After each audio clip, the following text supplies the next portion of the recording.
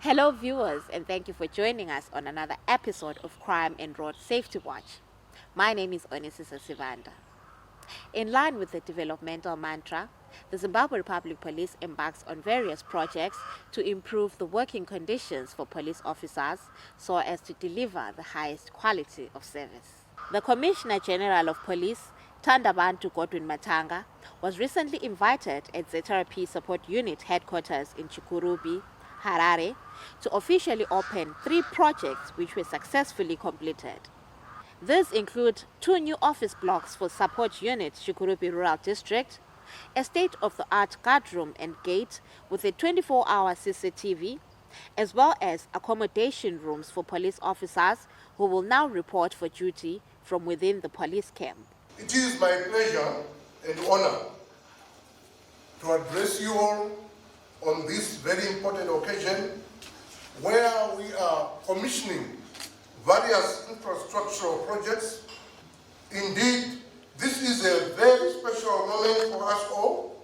The provision of adequate offices is one of the linchpins to the delivery of the most efficient and effective administrative services in the organization. However, as an organization, we have been faced with acute shortage of appropriate infrastructure, especially in the form of both office and residential accommodation.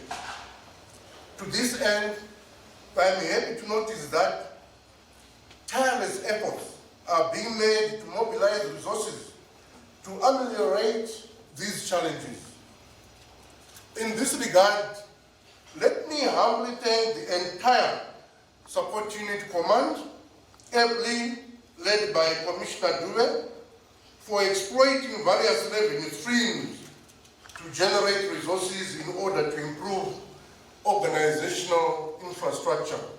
The Commissioner General of Police was full of praise for the effort put by ZRP Support Unit in completing these projects. Without doubt, this is a clear indication that, bearing in mind the challenges bedeviling the organization, you decided to utilize avenues at your disposal to renovate and upgrade some of the infrastructure under your purview to better standards.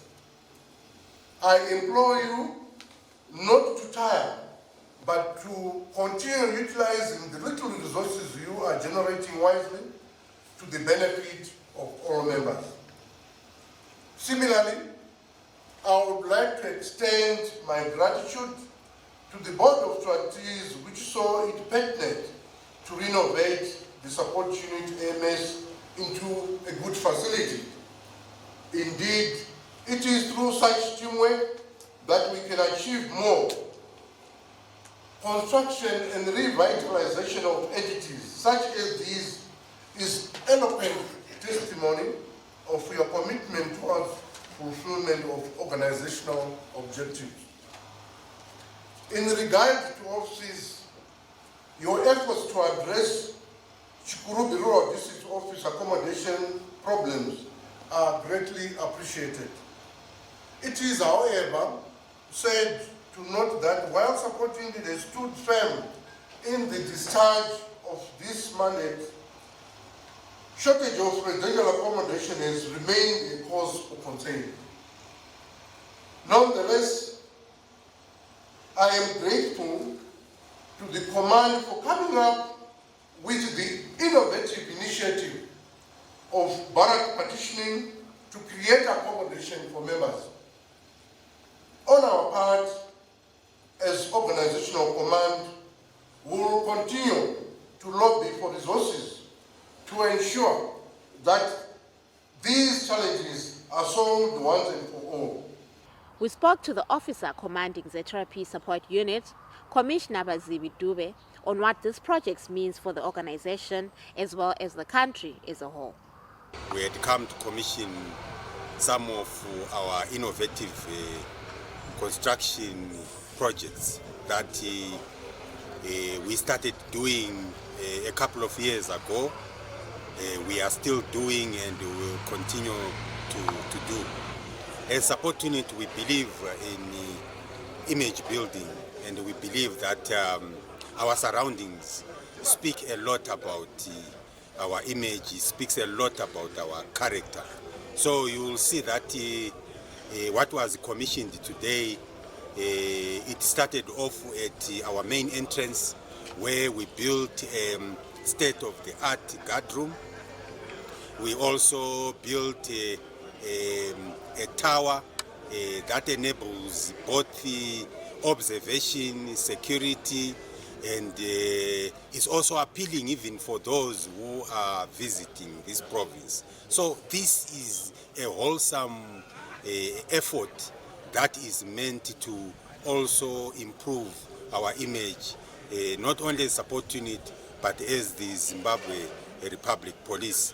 We also witnessed the commissioning of some offices at the rural district, our newly born district that was actually reeling on serious shortage of offices. And these offices will come handy, and they will actually lead to an improvement in terms of service delivery. And I'm also excited to announce that we are not only ending there, we are also trying to improve accommodation for our members. 70% of our members in support unit reside outside camp under very difficult circumstances where they pay rents. It is our wish to use every means possible and also lobby the fiscus to be able to assist us to build residential accommodation for our members so that they can be brought to camp. The Commissioner General of Police also took this opportunity to implore members of the public to shun all criminal elements during this election season.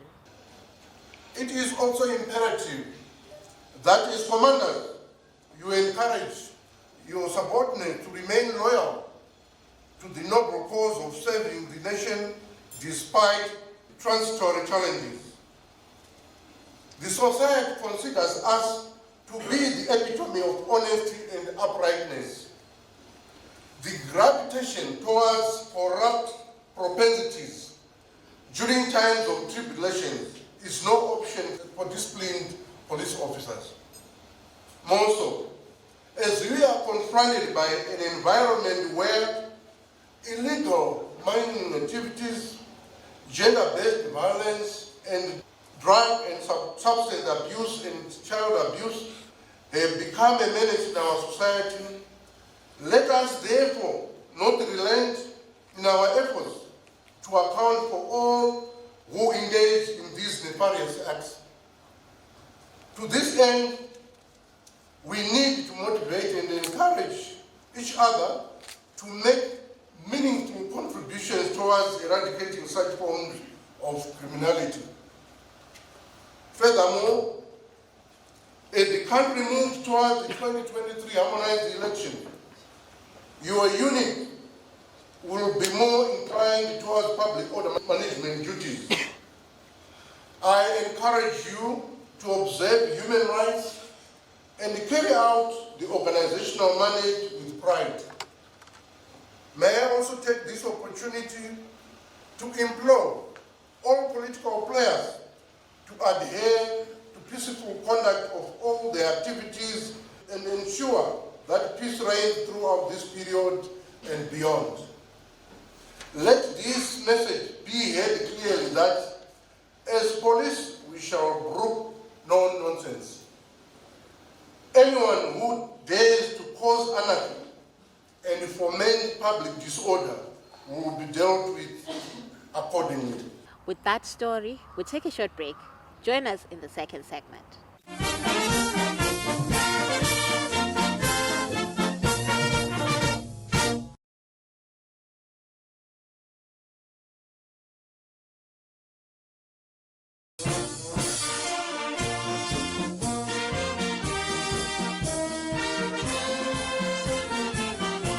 We are in the second segment of Crime and Road Safety Watch. In a case that we featured on this platform, a Kadoma man who was incarcerated for 5 months for a case of assault he committed earlier, teamed up with 2 other accomplices and gruesomely murdered the complainant upon his release.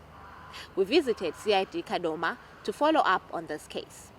CID Kadoma would like to confirm the recent conviction of 3 accused persons for murder. That is ATTAINMENT, aged 28, Taurus Kapeni, aged 24, Akim Swanda, aged 23. The 3 accused persons recently appeared before High Court of Zimbabwe, sitting at Chinhoyi High Court, before Justice Philidam Muzofa, who convicted them. ATTAINMENT and Taurus Kapeni were sentenced to life imprisonment, whilst Akim Swanda was sentenced to 30 years imprisonment. The circumstance surrounding this murder case was that Akim Swanda assaulted the now deceased Melody Makaramba and was reported to the police and was arrested and taken to court, where he was sentenced to 5 months imprisonment. He served his time at Kadoma prison. Upon his release from Kadoma prison, instead of showing remorse, he went on to gang up with ATTAINMENT and Taurus Kapeni. They hatched a plan to go and kill Melody Makaramba, which led them to be arrested for a more aggravating offense of murder. If one is arrested for a particular offense, there is no need for a person to seek revenge, like what this first accused person did. Instead, there is need for people to coexist regardless of what would have happened previously. At the same time, I would like to take this opportunity to applaud the Judicial Service Commission for duly convicting and sentencing the accused persons for this heinous act which they committed. Moving on to Midlands Province, CID Zwishavani arrested 1 accused person for 13 counts of unlawful entry and theft cases. Let us get the story in detail. During the period extending from January to April 2023, the lone accused person wreaked havoc, thereby causing sleepless nights to Zwishavani residents and the business community. He would forcibly open locked doors and in some cases break windows and fish out property or groceries before getting away unnoticed. Detectives received information to the effect that Jenita Moyo was selling some groceries suspected to have been stolen at her residence. Pursuant to the information, detectives proceeded to the suspect place of residence, where searches were conducted at a place of residence and several goods were recovered. Detectives interviewed the suspect and established that her boyfriend, the accused person, Gift Frank Hungwe, brought the said property on different occasions from period ranging from January up to date. The whereabouts of the accused person were not known. Detectives received information to the effect that the accused person was at his rural home. A follow-up was made which led to the arrest of the accused person at the said rural home and the recovery of various property. Following the arrest of the accused person, the police managed to clear 13 cases of unlawful entry into premises and theft which were under investigation. Volumes of household goods comprising heavy-duty lithium batteries, amplifiers, heavy-duty solar panels, inverters, home theaters, television sets, blankets, laptops, gas stoves, gas tanks, clothes of various types, carpets and shoes are some of the recovered property with a total above 60,000 United States dollars. We appeal to members of the public in and around Zwishavani who have reported cases of unlawful entry into premises and theft to come forward and manage to identify some of the recovered property. Moving on to this week's traffic safety segment, let us hear more from the Traffic Safety Council of Zimbabwe. The Traffic Safety Council of Zimbabwe will be holding the Driver of the Year competitions across the country. These competitions are aimed at rewarding good driving skills as well as encouraging good driving practices with the intent to minimize road crashes in our country. This year, the competitions will be officially launched in Mutare on the 28th of May 2023. And those interested in joining the competition should visit the Traffic Safety Council Zimbabwe offices countrywide. In Chinhoyi, the competition will be held on the 3rd to the 4th of June 2023. In Harare, the competition will be held on the 17th to the 18th of June 2023. In Bulawayo, the competition dates are 1 to 2 July 2023. And in Gweru, the competition will be held on the 15th to the 16th of July 2023. Contestants are advised to bring their own vehicles for the competition. The competition details are as follows. Competition categories. Number 1, rigid lorry truck. Number 2, articulated truck. Number 3, bus. Competition rules. The following requirements will apply to drivers. Valid defensive driving certificate, 5 years driving experience or more, be age of 25 years and above, have class 1 for buses and class 2 for others, medical exam report and retest. The following requirements will apply to vehicles.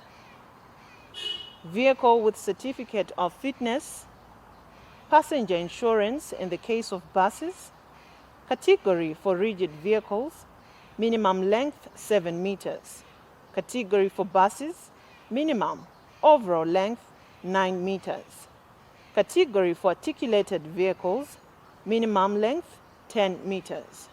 As Traffic Safety Council Zimbabwe, we encourage drivers to exhibit a good driving behavior when using the roads to avoid road traffic crashes. We take a short break. Join us in the third and final segment of Crime and Road Safety Watch.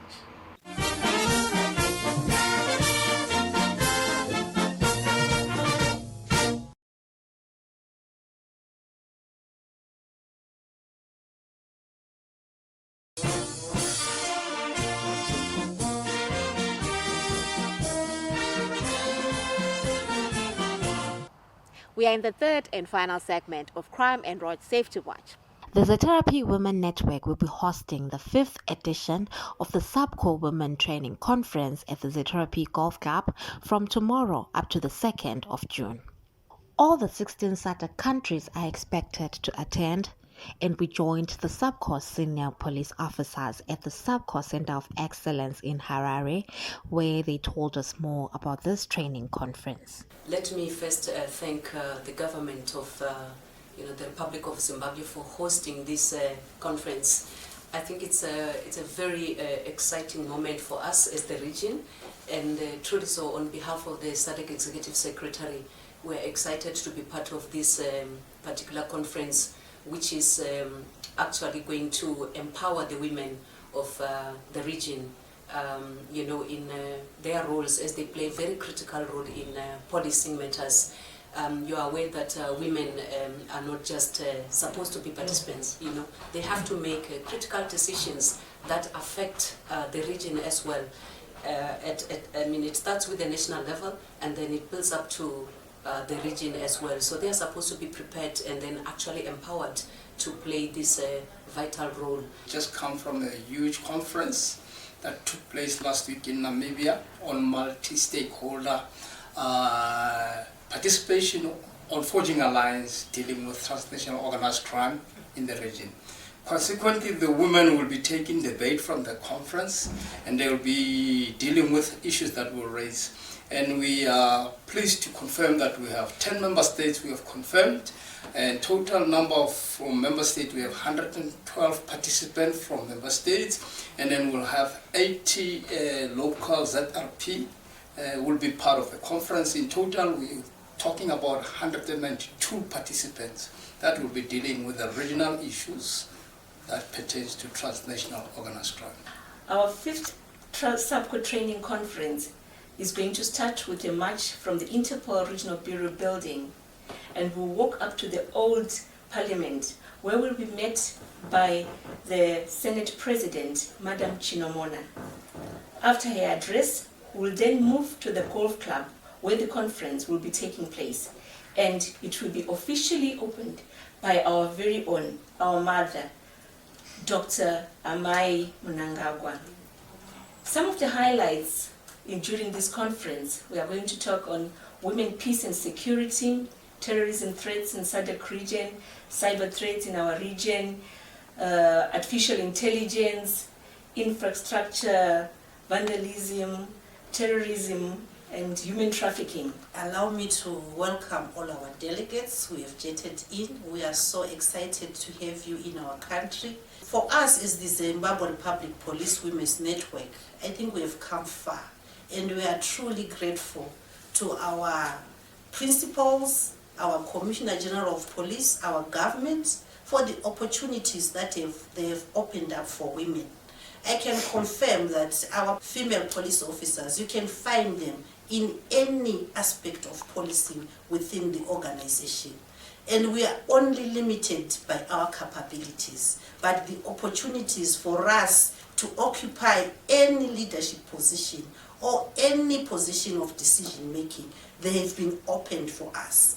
And this is through this women's network, which was muted at the regional level, where they did indeed saw that the women needed empowering and they needed to be uplifted so that they can make the necessary contributions to policing and to transnational organized crime, a fight which is a very big fight. I think if you can look at the crimes that are happening nowadays, you will see how important this interregional or interstate liaison is, particularly if you see how much cross-border crime is happening at the moment. We have a strategic plan, which we are going also to be discussing as a region and mapping out ways and strategies on how we can then achieve the mission that we have set ourselves as women and fulfill our role to participate fully in policing, not as secondary citizens, but claiming our rights unapologetically as police officers. We now move on to people on the police wanted list. ZRP Jocholo is looking for Emmanuel Ngwenya of Masenyani Village, Chief Mapiwa Jocholo, for a case of rape. Trust Kumalo of Menyezwa Village, Chief Mapiwa Jocholo, is wanted by Jocholo Police for a case of rape. ZRP Mkopa is looking for Cosmas Janeni, aged 31, of house number 61 Old Mbizo, Kwekwe, for a case of attempted murder. Should you have information that may help in the location of any of those people, feel free to visit any nearest police establishment or contact us on the following details. Call us on our National Complaints Desk number 0242 703 631 or visit our website at www.zrp.gov.zw and email us on feedback@zrp.gov.zw. We also have a Twitter handle at Police Zimbabwe and Facebook page Zimbabwe Republic Police. If you have missed any of our Crime Watch episodes, you can watch them on our YouTube channel, Zimbabwe Republic Police. It has been a pleasure having you along. From me, Onisisa Sibanda, and the crew behind the scenes. See you next time.